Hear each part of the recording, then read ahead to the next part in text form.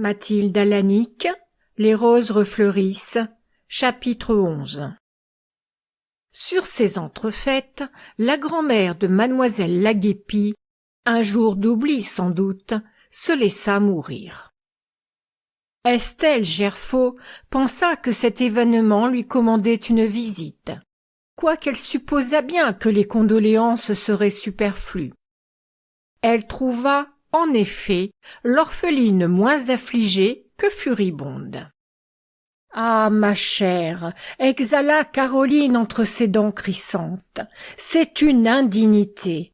Avoir consumé mes plus belles années, à soigner cette vieille hargneuse, et ne pas recueillir de quoi vivre décemment. La ferme de Lusignan était hypothéquée à mon insu.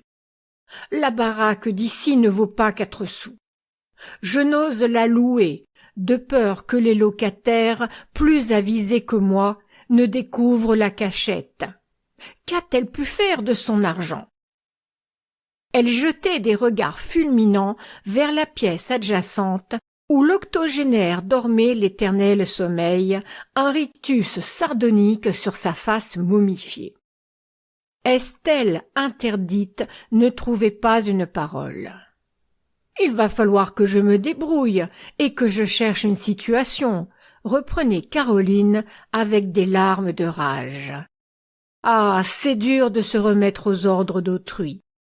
Mais justement, Estelle, vous pouvez m'aider à mes recherches. Je sais que madame d'Alire, la sœur de monsieur Marcenat, vient de marier son fils aîné, à qui elle cède complètement l'usine des sables. Vraisemblablement viendra-t-elle vivre à Poitiers près de son frère. Cette dame, dont la santé a beaucoup fléchi, cherche, paraît-il, une personne d'âge sérieux, instruite, quelque peu musicienne, pour lui tenir compagnie et la seconder dans le gouvernement de son intérieur. Ce serait tout à fait mon affaire. Recommandez-moi. » « Je ne suis pas en relation avec madame d'Alire, » objecta mademoiselle Gerfaut, interloquée. « Mais votre frère, » ces 2 mots sifflèrent plus aigrement. « Votre frère la connaît, lui. Il l'a rencontrée journellement à la Borde. Et vous possédez, vous, l'estime de monsieur Marcenat. Vous ne pouvez le nier. Si je vous ai rendu service autrefois, j'aime à croire que vous voudrez bien vous en souvenir à ce moment critique pour moi. » Cette mise en demeure, débitée avec acrimonie, fit rougir Estelle. Caroline se rendit compte qu'elle dépassait en arrogance la mesure tolérée et se mit à pleurer. « Ma chère, excusez-moi, je ne suis plus maîtresse de mes paroles et de mes actes. C'est en devenir folle, aussi, convenez-en. Je me vois si seule, si désemparée. C'est tellement pénible à mon âge de reprendre le collier de servitude. » Elle parvint sans beaucoup de peine, en continuant sur ce ton, à émouvoir le cœur pitoyable d'Estelle. La sœur d'Adrien embrassa l'infortunée et lui prodigua ses exhortations. Pauvre Caroline! Pour sa nature entière et orgueilleuse, l'épreuve serait 10 fois plus pesante qu'à tout autre. Et davantage, on devait l'en plaindre. Les impressions de cette scène attristaient encore mademoiselle Gerfaut, tandis qu'elle remontait les rues escarpées. En parallèle de l'isolement précaire de Caroline, Estelle entrevoyait les difficultés de sa situation personnelle. Les bourgeons qui se gonflaient aux branches, les humbles végétations verdoyant aux murailles lui rappelaient l'approche du printemps. Bientôt le terme arriverait où il faudrait avouer ses projets, préparer son frère à la séparation. Plus d'un regard d'homme suivait la passante, d'une grâce fine et souple, dans sa sobre toilette gris foncé, qu'éclairait seulement une aile blanche au chapeau et un nœud de broderie à l'entrebâillement de la jaquette.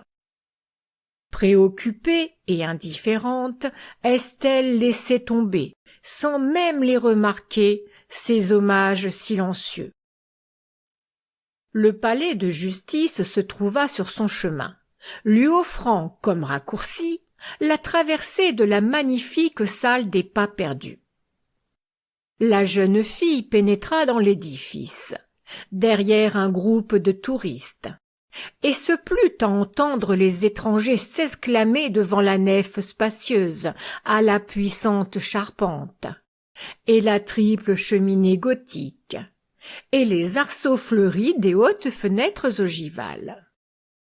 Elle avait la fierté des souvenirs qui attestent les fastes anciens de sa très vieille province, et s'en glorifiait naïvement. Soudain, à quelques pas, dans la travée qu'elle suivait, Estelle aperçut monsieur Marcenat. La mission dont Caroline l'avait chargée lui revint aussitôt à l'esprit. Elle eut un mouvement involontaire et un imperceptible arrêt. L'avocat, qui se séparait d'un interlocuteur et reconnaissait à cet instant la sœur d'Adrien Gerfaut, se méprit au geste indécis de la jeune fille. Il vint droit à elle. « Vous désirez me parler, mademoiselle ?» Elle resta court, prise d'une timidité insolite. Monsieur Marcenat, en toge, l'hermine sur l'épaule, portant de plus un lorgnon foncé, prenait un aspect inédit, déconcertant. Cependant, Estelle surmonta cette appréhension un peu puérile et dit avec sa franchise coutumière: « Je ne vous cherchais pas, monsieur, mais je suis heureuse du hasard qui me fait vous rencontrer. Un jour ou l'autre, il m'eût fallu aller vous trouver pour m'acquitter d'un message. » Alors, rapidement, elle exposa la requête de Caroline la guépie et garantit les talents, l'instruction, les capacités de la postulante. Monsieur Marcenat écouta avec patience. « Je transmettrai cette proposition à madame d'Alire, je vous le promets. À la vérité, ma sœur est encore fort incertaine. Son fils aîné, qui continue l'exploitation installée par le père, vient, en effet, de se marier. Et comme le second garçon est sous-lieutenant aux tirailleurs algériens, voilà ma sœur privée d'enfants et réduite à la solitude.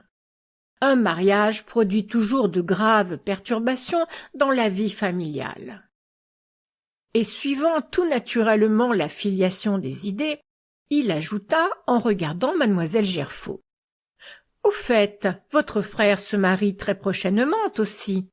Qui l'eût prédit l'an dernier?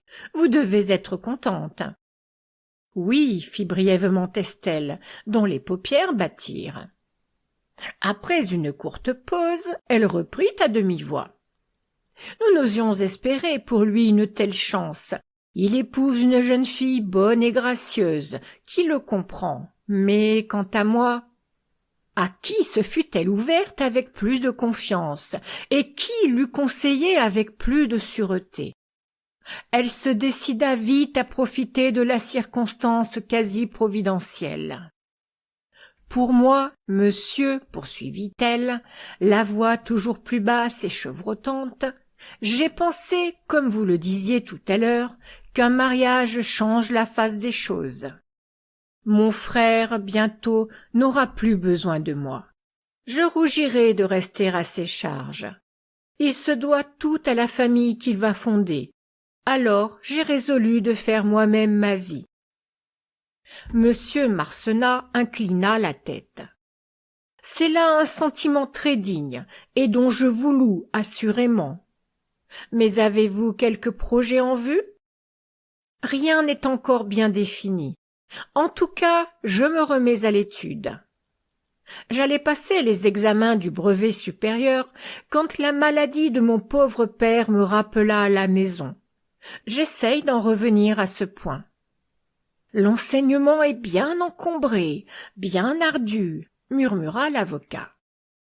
Aussi, monsieur, n'ai-je pas l'ambition d'y trouver place. D'ailleurs, bien des carrières me seront fermées, en raison de mon âge.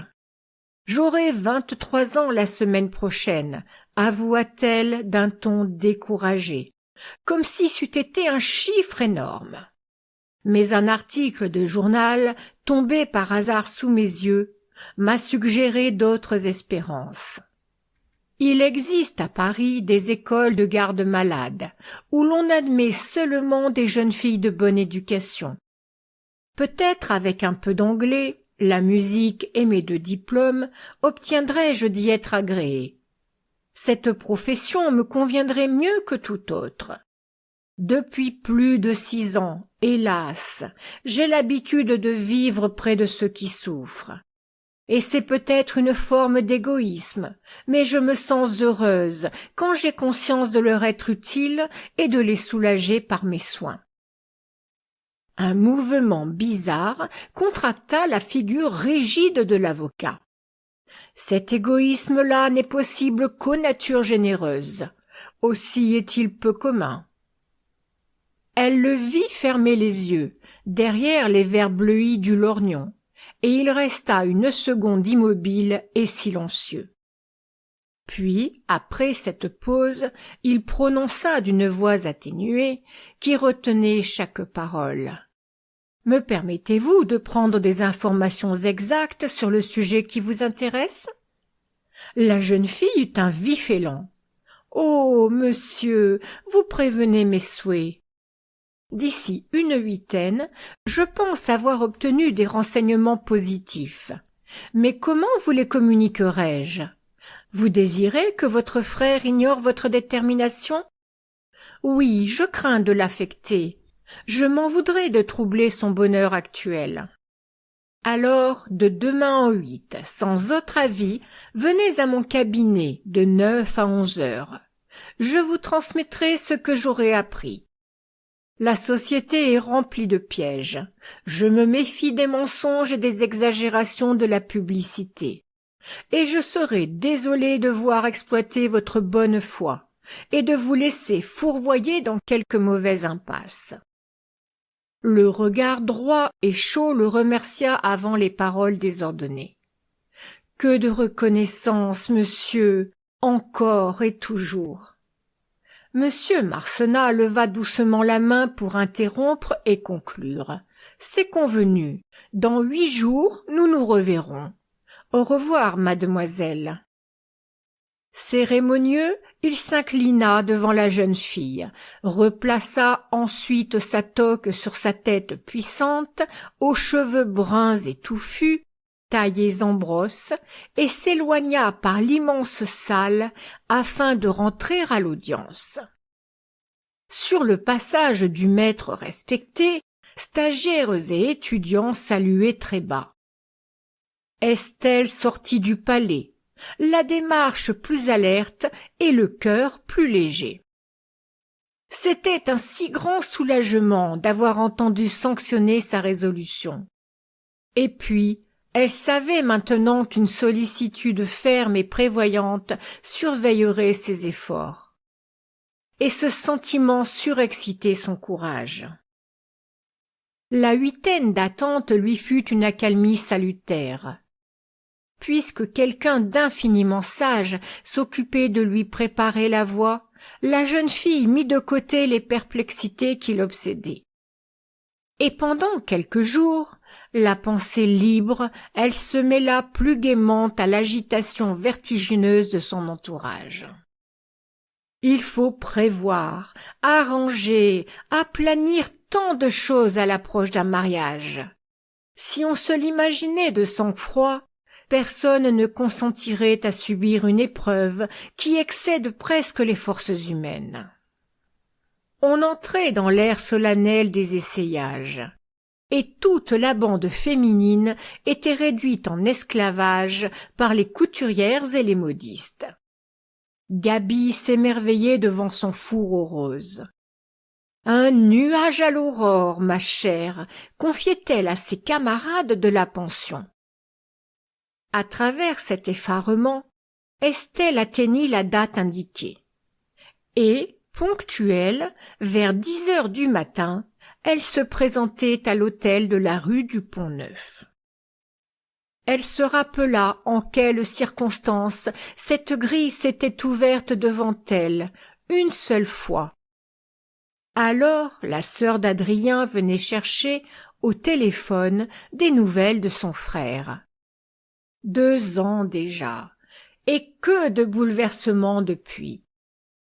Madame Marcenat, entrevue à cet instant, et dont la voix vrillante, les ordres impérieux révolutionnaient la maison entière, se taisait maintenant, pour toujours. Et muette aussi, comme si la mort l'eût éteinte, cette autre voix, jeune et ardente, dont Estelle avait écouté, en cette même heure, avec tant d'émoi, les lointains accents. Dès le seuil, sans pouvoir s'en défendre, la jeune fille se trouva ainsi rejetée en plein passé. Et elle s'abîma en de troubles rêveries, pendant la morne langueur de l'attente, dans le petit salon où patientaient déjà plusieurs clients de l'avocat. Ces réminiscences tristes ébranlaient son optimisme. L'avenir lui parut moins sûr, moins certaines aussi, son énergie et sa constance. Et ce fut inquiète et oppressée qu'Estelle parvint, à son tour, dans le cabinet du maître.